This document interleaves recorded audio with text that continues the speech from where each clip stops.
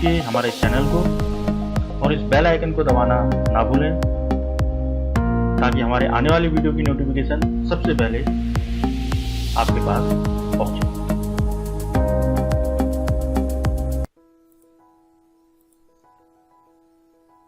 नमस्कार। कक्षा 11 के बच्चों के लिए अभी हमने पहला चैप्टर कंप्लीट कर लिया है, तो आज ये दूसरा चैप्टर है। इस चैप्टर का नाम है लेखन कला और शहरी विकास। लेकिन चैप्टर शुरू करने से पहले, ये जो अध्याय है आपका, इसको शुरू करने से पहले आपको बता दें कि इस साल उत्तराखंड बोर्ड रामनगर द्वारा आप लोगों के जो सिलेबस है सारे विषयों का, उसमें से करीब 30% भाग को कम किया है, क्योंकि कोविड के कारण अभी तक स्कूल खुल नहीं पाए हैं। तो 3 चैप्टर आपके इस साल इतिहास विषय से भी कम हुए हैं, उसके बारे में मैं आपको जानकारी दे दूं, तो आप इसको नोट कर लीजिए। इस साल इन चैप्टरों को हम पढ़ेंगे नहीं और इन चैप्टरों से कोई भी सवाल पूछा नहीं जाएगा। तो पहला चैप्टर है इस साल का जो कोर्स से हटाया गया है, उसका समय की शुरुआत से, जो हमने पढ़ लिया है और उसके नोट्स भी शायद आप लोगों ने बना लिए होंगे, लेकिन कोई बात नहीं, आप लोगों को जानकारी हो गई कुछ इसकी। तो समय की शुरुआत से जो पहला चैप्टर है, ये इस बार आपके परीक्षा में आएगा नहीं, तो उसको कंप्लीट रूप से इस बार हटाया गया है। इसके बाद आता है यायावर साम्राज्य, आपकी किताब का 5वां जो चैप्टर है, जिसमें चंगेज खान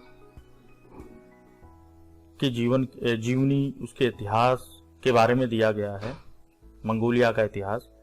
तो यायावर साम्राज्य भी इस साल हम कक्षा 11 में नहीं पढ़ेंगे, इसको भी कंप्लीट रूप से पूरी तरीके से हटाया गया है कोर्स से।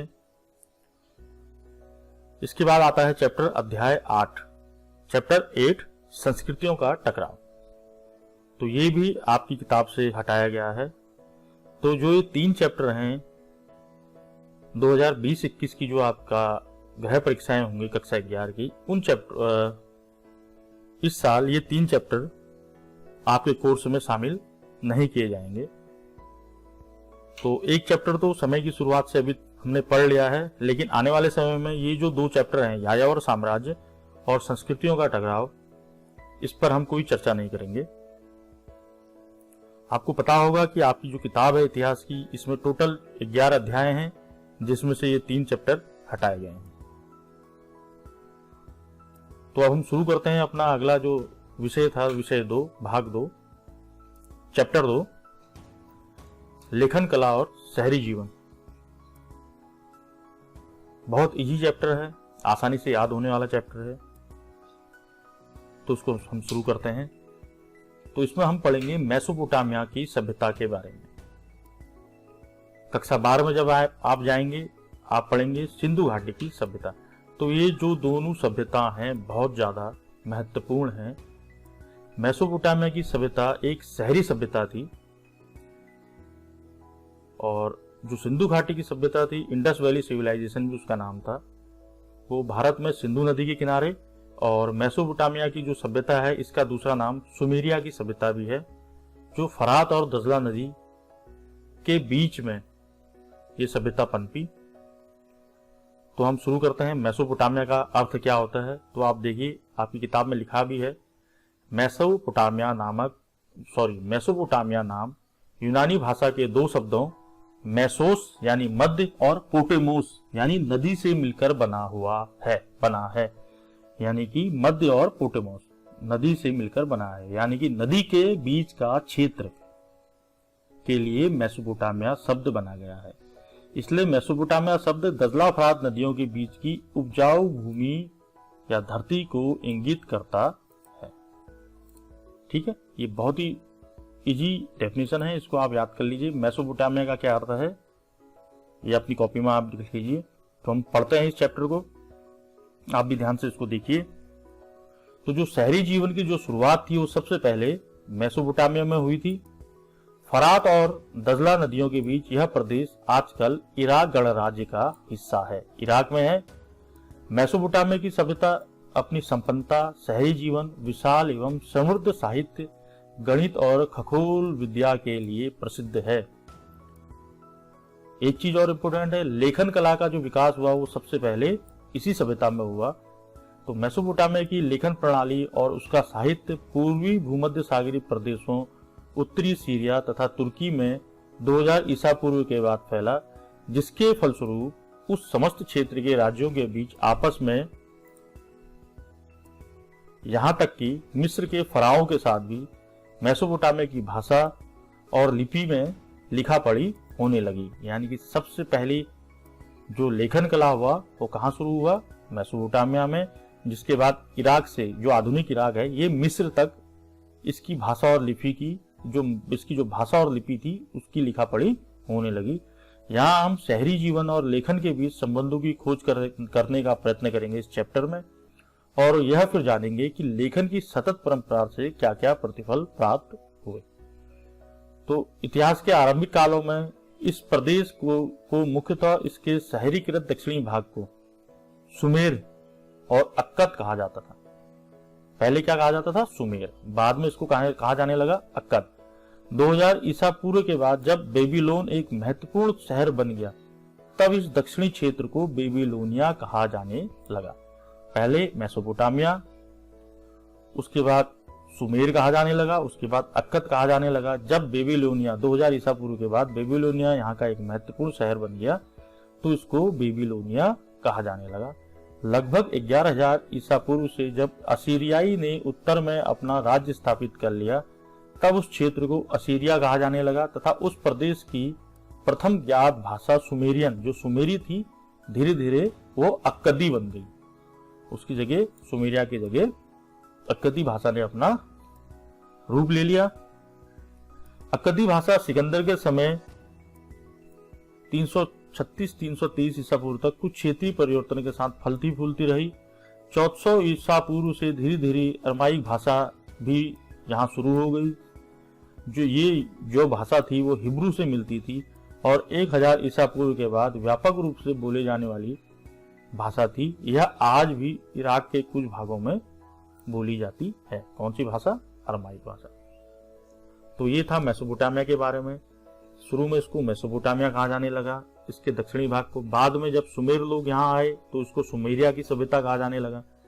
उसके बाद अक्कदी लोग यहाँ आए तो अक्कद कहा जाने लगा। उसके बाद बेबीलोनिया कहा जाने लगा। फिर असीरियाई लोगों ने इसके उत्तर में अपना राज्य स्थापित किया तो इसको असीरिया कहा जाने लगा। और यहाँ की जो प्रथम जो ज्ञात भाषा थी वो सुमेरिया थी। तो इतनी चीज आप समझ गए होंगे। अब हम सीधे चैप्टर की ओर बढ़ते हैं। हमेशा पूछा जाता है कि मेसोपोटामिया और उसकी जो आर्थिक परिदृश्य है, जो आर्थिक भूगोल है, मेसोपोटामिया और जो उसका भूगोल है, इस पर चर्चा कीजिए। तो इसके बारे में पढ़ लेते हैं, बहुत इजी है। तो शुरू करते हैं। इराक भौगोलिक विविधता का देश है। इसके पूर्वोत्तर भाग में हरे भरे ऊंचे नीचे मैदान है। पूर्वोत्तर भाग में हरे भरे ऊंचे नीचे मैदान है जो धीरे धीरे वृक्षाच्छित पर्वत श्रृंखला के रूप में फैलते गए हैं। साथ ही यहाँ स्वच्छ झरने तथा जंगली फूल हैं। यहाँ अच्छी फसल के लिए पर्याप्त वर्षा हो जाती है। यहाँ 7000 से 6000 ईसा पूर्व बीच खेती शुरू हो गई थी। इसके उत्तर में ऊंची भूमि है जहाँ स्टेपी घास के मैदान, एशिया में जो घास के मैदान है उसको स्टेपी कहा जाता है। पहले भी मैंने आप लोगों को बता दिया है। स्टेपी घास के मैदान है। यहाँ पशुपालन खेती की तुलना में आजीविका का अधिक अच्छा साधन है। यानी खेती से ज्यादा यहाँ पशुपालन है आजीविका का साधन। सर्दियों की वर्षा के बाद भेड़ बकरियां यहाँ उगने वाली छोटी छोटी झाड़ियों और घास से अपना भरण पोषण करती है। इसके पूर्व में दजला की सहायक नदियां ईरान के पहाड़ी प्रदेशों में जाने के लिए परिवहन का अच्छा साधन है। दक्षिणी भाग एक रेगिस्तान है और यही वो स्थान है जहां सबसे पहले नगरों का और लेखन प्रणाली का विकास हुआ, प्रादुर्भाव हुआ। इन रेगिस्तानों में शहरों के लिए भरण पोषण का साधन बन सकने की क्षमता थी, क्योंकि फरात और दजला नाम की नदियां उत्तरी पहाड़ों से निकलकर अपने साथ उपजाऊ बारीक मिट्टी लाती रही हैं। जब इन नदियों में बाढ़ आती थी अथवा जब इनके पानी को सिंचाई के लिए खेतों में लाया जाता था, तब यह उपजाऊ मिट्टी वहां जमा हो जाती थी। यानी कि दजला और जो फरात नदी है, ये दजला नदी हो गई, यहाँ ये आप देख रहे हैं दजला नदी और ये फरात नदी। तो इसके बीच का जो क्षेत्र है, इसका जो बीच का क्षेत्र है, इसको यहां पर जो है मेसोपोटामिया की सभ्यता पनपी। तो फरात नदी रेगिस्तान में प्रवेश करने के बाद कई धाराओं में बटकर बहने लगती है। कभी कभी इन धाराओं में बाढ़ आती है और पुराने जमाने में यह धारा सिंचाई की नहरों का काम देती थी। इनसे गेहूं, जौ और मटर या मसूर के खेतों में सिंचाई की जाती थी।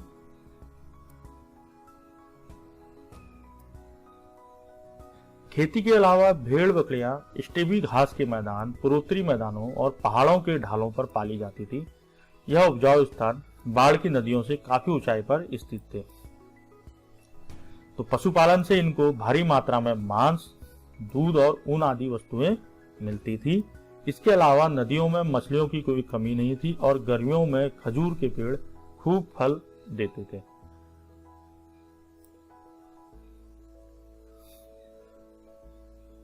तो ये है मेसोपोटामिया का भौगोलिक जो इतिहास है, मेसोपोटामिया और उसका भूगोल। तो मेसोपोटामिया और उसके भूगोल के बारे में लिखिए या इस पर टिप्पणी कीजिए। अगर आपका प्रश्न आता है तो आप सबसे पहले मेसोपोटामिया का अर्थ लिखेंगे कि मेसोपोटामिया किसे कहा जाता है, मेसोपोटामिया का अर्थ क्या है, जो आपको सबसे पहले हमने बता दिया है यहाँ पे। उसके बाद आप इसका भूगोल लिखेंगे। अब शहरीकरण का क्या महत्व है? शहरीकरण का महत्व, जो सबसे बड़ा महत्व है, श्रम विभाजन का महत्व होता है, डिवीजन ऑफ लेबर। तो अभी हम समझेंगे कि डिवीजन ऑफ लेबर यानी कि श्रम विभाजन होता क्या है। तो शुरू करते हैं इसको। शहर और नगर बड़ी संख्या में लोगों के रहने के ही स्थान होते थे। आप लोगों को पता है शहर और नगर। जब किसी अर्थव्यवस्था में खाद्य उत्पादन के अतिरिक्त अन्य आर्थिक गतिविधियां विकसित होने लगती है, तब किसी एक स्थान पर जनसंख्या का घनत्व बढ़ जाता है। यानी कि खेती या पशुपालन को छोड़कर अन्य गतिविधियां, उद्योग धंधे अगर जहां विकसित होते हैं, तो वहां पर एकदम जनसंख्या का जो घनत्व है, लोगों की जो जनसंख्या है, वो बढ़ जाती है। क्योंकि जो आर्थिक गतिविधियां हैं उसको करने के लिए उसमें श्रम करने के लिए मजदूरों की आवश्यकता होती है, लोगों की आवश्यकता होती है। तो एकदम उनकी मांग वहां लोगों की बढ़ जाती है और लोग वहां बढ़ जाते हैं, तो जिससे जनसंख्या का घनत्व हमारा बढ़ जाता है, जिसके फलस्वरूप कस्बे बसने लगते हैं। ऐसी परिस्थितियों में लोग कस्बों में इकट्ठे रहना और के लिए फायदेमंद होता है, विशेषतः इसलिए क्योंकि शहरी अर्थव्यवस्था में खाद्य उत्पादन के अलावा व्यापार, उत्पादन और तरह तरह की सेवाओं की महत्वपूर्ण भूमिकाएं होती हैं। नगर में लोग आत्मनिर्भर नहीं रहते हैं, उन्हें नगर या गांव के अन्य लोगों द्वारा उत्पन्न वस्तुएं या दी जाने वाली सेवाओं पर आश्रित होना पड़ता है। उनमें आपस में बराबर का लेन देन होता है। यानी कि जो लोग नगर में है, तो सारी चीज तो एक जगह से होंगे नहीं, तो उनको गांव से भी, गांव के लोगों से भी आश्रित रहना पड़ता है, जो नगर के लोग होते हैं। उदाहरण के लिए जैसे हम मान लेते हैं कि नगर में एक पत्थर की एक मुद्रा बनाने वाला एक कोई आदमी है, कोई मजदूर है। अब उसने पत्थर से मुद्रा बनाना है, तो पत्थर से मुद्रा बनाने के लिए उसको औजार की जरूरत पड़ेगी। वो किसी भी धातु का हो सकता था, तो उस समय कांसा जो धातु थी, जैसे कांसे का औजार, क्योंकि वो इन औजारों को स्वयं नहीं बना सकता था और उसको ये भी नहीं पता था कि मुद्राओं के लिए पत्थर कहां से प्राप्त है। उसको तो केवल पत्थर पर, जो उसको पत्थर है और उसके पास औजार है, उससे केवल वो मुद्रा बनाना जानता है। तो उसकी जो विशेषता है वो सिर्फ नक्काशी यानी पत्थर उत्कीर्णन तक ही सीमित है, वो व्यापार करना नहीं जानता।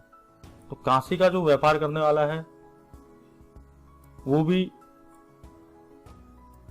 बाहर से मंगाता होगा कांसा, साथ ही ईंधन के लिए उसे लोहे और कोयले की जरूरत पड़ती होगी। सपोज जो औजार बनाने वाला है वो धातु मंगाता होगा, फिर उस धातु से औजार बनाता, औजार बनाएगा, औजार बना के वो औजार बेचेगा। वो औजार कौन लेगा?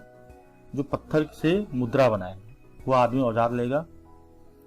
अब औजार बनाने वाला जब धातु लेगा तो उसको ईंधन की जरूरत पड़ेगी, कोयले की जरूरत पड़ेगी, जो वो बाहर से मंगाएगा। इस प्रकार श्रम विभाजन शहरी जीवन की विशेषता होती थी। यानी कि अगर एक आदमी ने पत्थर की मुद्रा बनानी है तो उसे औजारों की जरूरत होगी। वो औजार बनाने वाले से लेगा, लेकिन औजार बनाने वाला जब उसने औजार बनाने हैं तो उसको धातु की आवश्यकता होगी, तो धातु बाहर से मंगाएगा।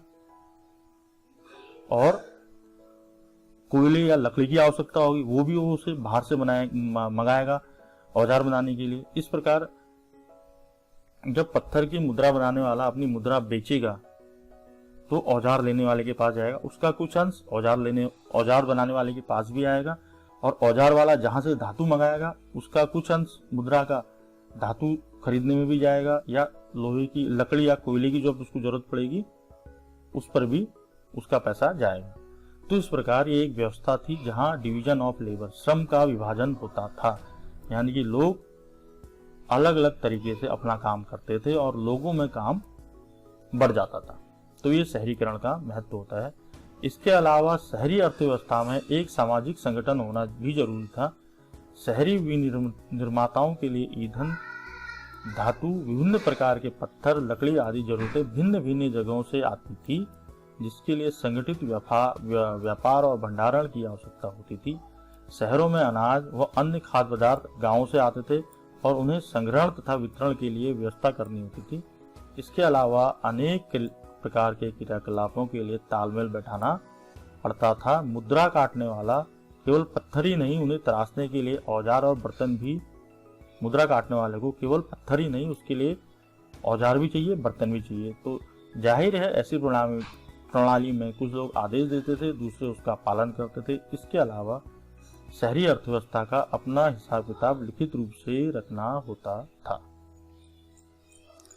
तो ये है, बहुत ही इंपॉर्टेंट है कि शहरीकरण का क्या महत्व है। तो शहरीकरण का महत्व है श्रम विभाजन। तो इसको भी आप अपनी कॉपी में लिखेंगे। अब थोड़ा सा हम देखते हैं कि मेसोपोटामिया जो था वहां पर जो धातु थी, धातु की उपलब्धता कम थी, तो बाहर से धातु मंगाते थे। तो पढ़ते हैं कहां से वो मंगाते थे। मेसोपोटामिया के प्राचीन नगरों का निर्माण कांस्य युग यानी लगभग 3000 ईसा पूर्व में शुरू हो गया।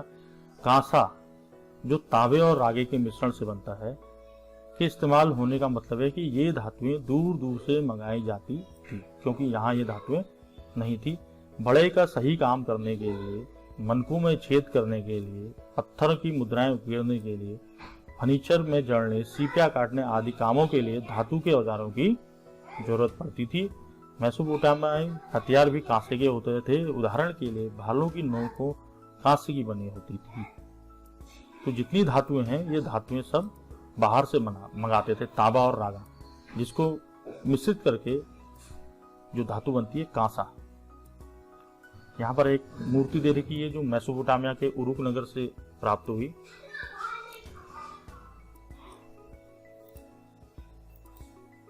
तो इस मूर्ति का जो नाम था वो था वाकाशीर्ष।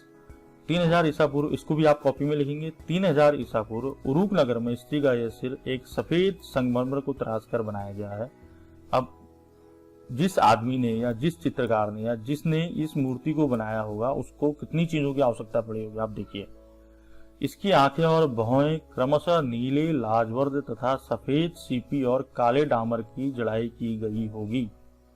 नीला लाजवर्द आंखों में, सफेद सीपी और डामर। तो यानी सफेद सीपी उसने मंगाई होगी बनाने वाले ने, लाजवर्द मंगाया होगा, काला डामर मंगाया होगा। सिर के ऊपर एक खांचा बना हुआ है जो शायद गहना पहनने के लिए बनाया गया था। जो खांचा है यह मूर्ति कला का एक विश्व प्रसिद्ध नमूना है। इसके मुख, ठोड़ी और गालों की सुकोमल सुंदर बनावट के लिए इतनी प्रशंसा की जाती है। यह एक ऐसे कठोर पत्थर में तराशा गया है जिसे काफी अधिक दूरी से लाना पड़ा होगा।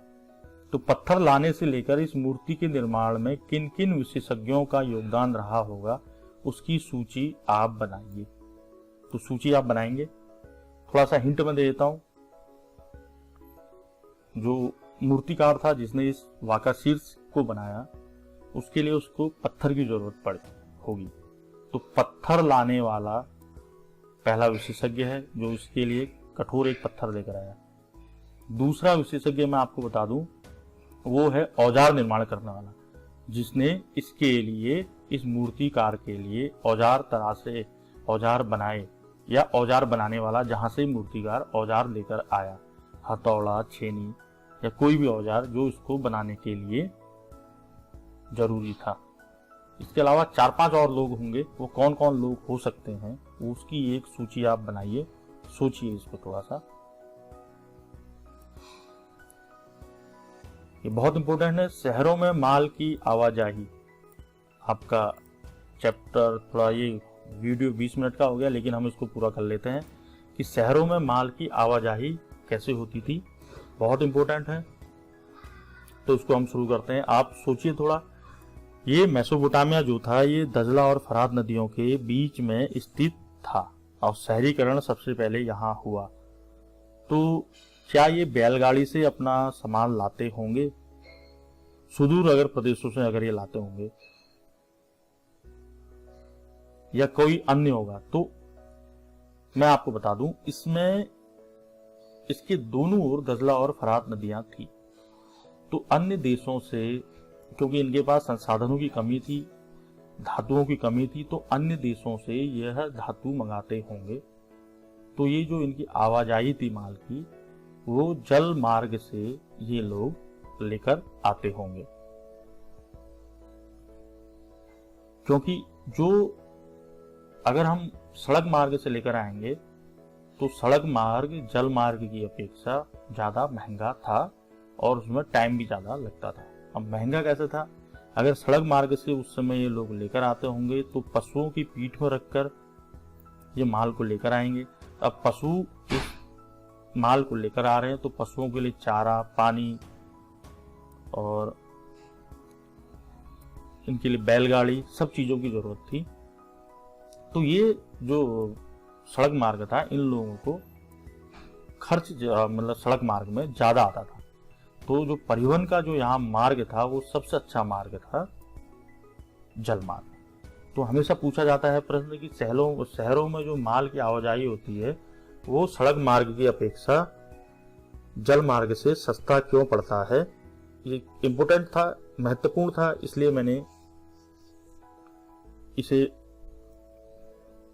सोचा कि इसी वीडियो के साथ आप लोगों के लिए बना दूं। तो आप इसको देखिए। शहरों में माल की आवाजाही बहुत ही महत्वपूर्ण है। मेसोपोटामिया के खाद्य संसाधन चाहे कितने भी समृद्ध रहे हों, उसके यहाँ खनिज संसाधनों का अभाव था। मेसोपोटामिया में दक्षिण के अधिकांश भागों में औजारे, मोहरे और आभूषण बनाने के लिए पत्थरों की कमी थी। अब मोहरे और आभूषण बनाएंगे, पत्थरों की कमी थी, तो पत्थर बाहर से ये मंगाते होंगे। इराकी खजूर और पॉपुलर के पेड़ों की लकड़ियां, गाड़ियों के पहिए या नावें बनाने के लिए कोई खासी अच्छी नहीं थी, क्योंकि पॉपुलर के पेड़ या खजूर के पेड़ वहां ज्यादा होते थे और वो पहियों की गाड़ियां और नाव बनाने के लिए अच्छी नहीं थी। और औजार, पात्र या गहने बनाने के लिए वहां कोई भी धातु उपलब्ध नहीं थी। इसलिए हमारे विचार से प्राचीन काल में मेसोपोटामियाई लोग संभवतः लकड़ी, तांबा, रागा, चांदी, सोना, सीपी और विभिन्न प्रकार के पत्थरों को तुर्की और ईरान अथवा खाड़ी पार के देशों से मंगाते थे। तो इतनी चीजें ये बाहर से मंगाते थे, जिसके लिए वे अपना कपड़ा और कृषि जन्य उत्पाद काफी मात्रा में निर्यात करते थे। तो इनके यहाँ की जो आर्थिक जनजीवन था, वहाँ पशुपालन काफी ज्यादा ये लोग करते थे। तो कृषि जन्य जो उत्पाद हैं जैसे दूध, मांस, घी, मक्खन, दही, कपड़ा, क्योंकि भेड़े पालते थे उससे कपड़ा बनाते थे ऊन से, ये लोग अन्य देशों को निर्यात करते थे। इन देशों के पास खनिज संसाधन की कोई कमी नहीं थी, जिन देशों को ये चीजें, कपड़ा और कृषि जन्य उत्पाद भेजते थे, जैसे ईरान और तुर्की। मगर वहां खेती करने की बहुत कम गुंजाइश थी। इन वस्तुओं का नियमित रूप से आदान प्रदान तभी संभव होता जबकि इनके लिए कोई सामाजिक संगठन हो जो विदेशी अभियानों और विनिमय को निर्देशित करने में सक्षम हो। दक्षिणी मेसोपोटामिया के लोगों ने ऐसे संगठन स्थापित करने की शुरुआत की। शिल्प, व्यापार और सेवाओं के अलावा कुशल परिवहन व्यवस्था भी शहरी विकास के लिए अत्यंत महत्वपूर्ण हुई होगी।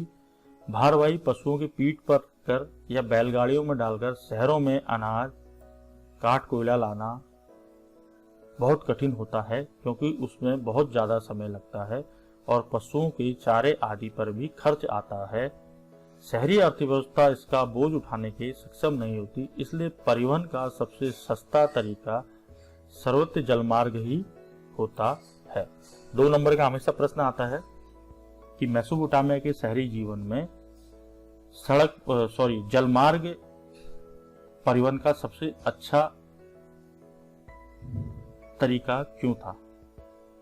कारण यही था कि अगर सड़क मार्ग से पशुओं से हम लेकर आएंगे तो उसके लिए बहुत ज्यादा समय लगता था, दूसरा चारे पर भी इनके बहुत ज्यादा खर्च होता था। अनाज के बोरों से लदी हुई नाव नदी की धारा अथवा हवा के वेग से चलते हैं, जिसमें कोई खर्च नहीं लगता, जबकि जानवरों में माल की ढुलाई की जाए तो उसे चारा खिलाना पड़ता है। पुराने मेसोपोटामिया की नगरें प्राकृतिक जलधाराएं छोटी बड़ी वस्तुओं के बीच माल परिवहन का अच्छा मार्ग थी। और आगे इसी अध्याय में मारी नगर जो विवरण दिया है पढ़ने से स्पष्ट हो जाएगा कि फरात नदी उन दिनों विश्व व्यापार के लिए महत्वपूर्ण थी। तो आज का ये वीडियो बस यहीं पर समाप्त करते हैं हम अपना। धन्यवाद।